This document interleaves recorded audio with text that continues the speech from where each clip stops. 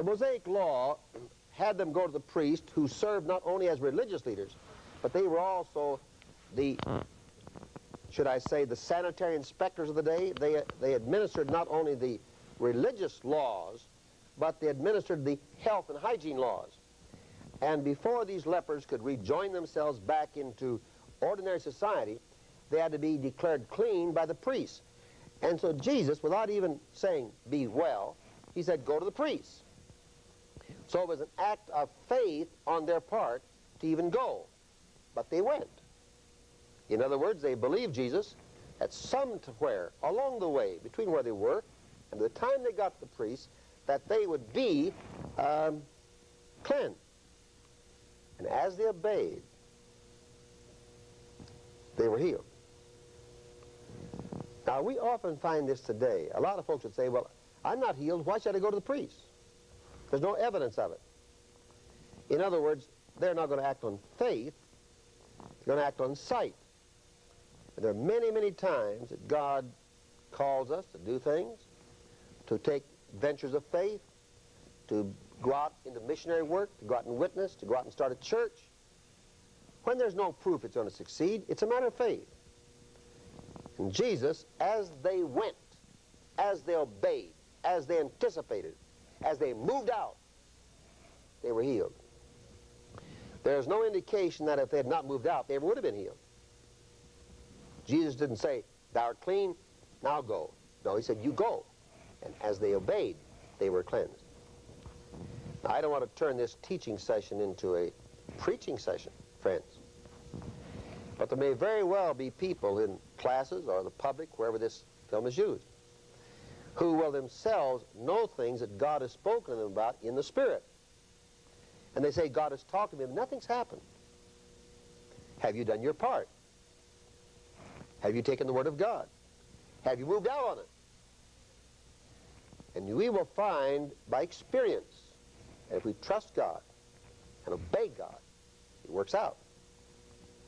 They did, and we will. Let's read on here in verses 15 through 19 of the Luke 17. Then one of them, when he saw that he was healed, turned back, praising God with a loud voice.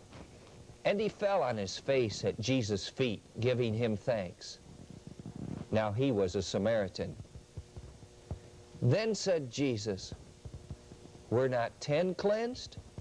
Where are the 9? Was no one found to return and give praise to God except this foreigner? And he said to him, rise and go your way. Your faith has made you well. We have 3 items here that are worth looking at least. And that is, first of all, the commendable trait of appreciation. We have a practice in polite society of what we call bread and butter letters. If someone offers you hospitality, if you're a preacher or a guest, whatever you happen to be, you're in his home, he feeds you several meals, it's up to you to write him a letter when you go home. A bread and butter letter is called, of thanksgiving. I have often been under enough pressure, and I have been helped by so many people and stayed in so many homes and fed by so many cooks, that I confess that this is a point on which I have sometimes been personally negligent. But I'm aware of this, and it should not be. We need to say, thank you. Now, there's an extreme example on the other end of this that was on a telecast some time ago when they were having the husband and the wife give answers to the same question, but not in each other's presence. They asked this particular couple, when did your husband last say, I love you? And both of them agreed it had been 38 years before. And they were so specific about it that they later together asked him, how do you know it was 38 years?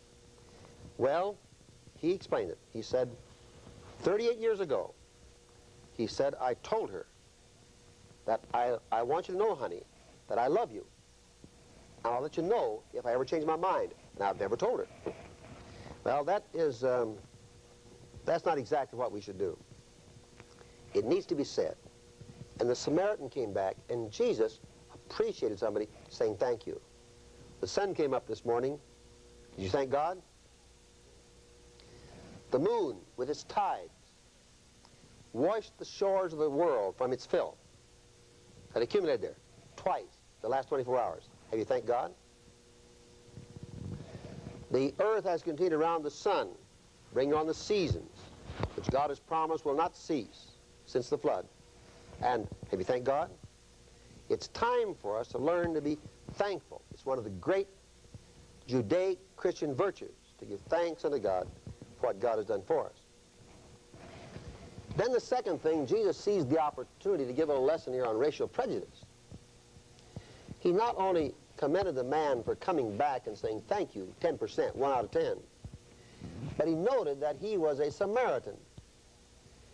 Now, we won't say a lot about their origin. It's just that when the Assyrians had taken the northern kingdom captive, they left the poorest people. When Babylon had taken the southern kingdom captive in 586, 585 BC, they had left the poorest people. And they'd moved other foreigners in to take their place, and there had been a merger of these Jewish people left behind, Israelite people left behind, and the non-Israelite peoples who'd been moved in, and some of the Canaanites who were still left over from the previous conquest.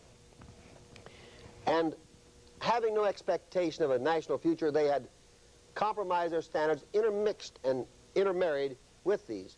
And so they had produced what we would inelegantly speak today of half-breeds. And when the Jews came back under the three leaders of Zerubbabel and Ezra and Nehemiah, and the three returns that are recorded in the books of Ezra and Nehemiah, they found that these Samaritans were this mixture, and the Jews, to keep their bloodlines free, had refused to allow their people to marry them, and those that had were put out. The result is that while the Samaritans had the Old Testament scriptures of Moses, and theoretically were followers of Moses, that there was very bad feeling between the Samaritans and the Jews. As the woman at the well said, the Jews have no dealings with the Samaritans. And Jesus took the opportunity to point out it was the Samaritan that was thankful. The 9 Jews were not thankful, at least didn't express it. If we put that into present-day terms, it'd be like speaking about 9 whites not being thankful and the black being thankful. The 9 Americans not being thankful, the 1 resident from overseas someplace in this country, the guest, being the one that was thankful. And Jesus took this opportunity to break down this prejudice that characterizes us, and he put this little lick in against racial prejudice. In verse 19, he also brings the third principle out here, and that is that his faith made him well. Now, we trust that you've taken your notes and you're now ready to take our TV Bible exam, which is coming right up.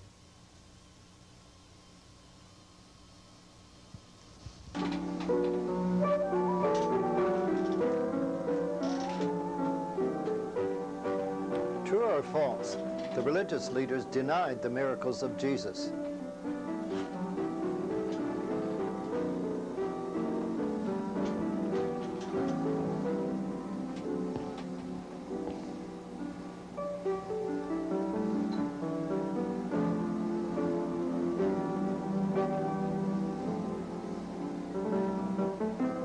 The answer, false. They did not deny the miracles of Jesus.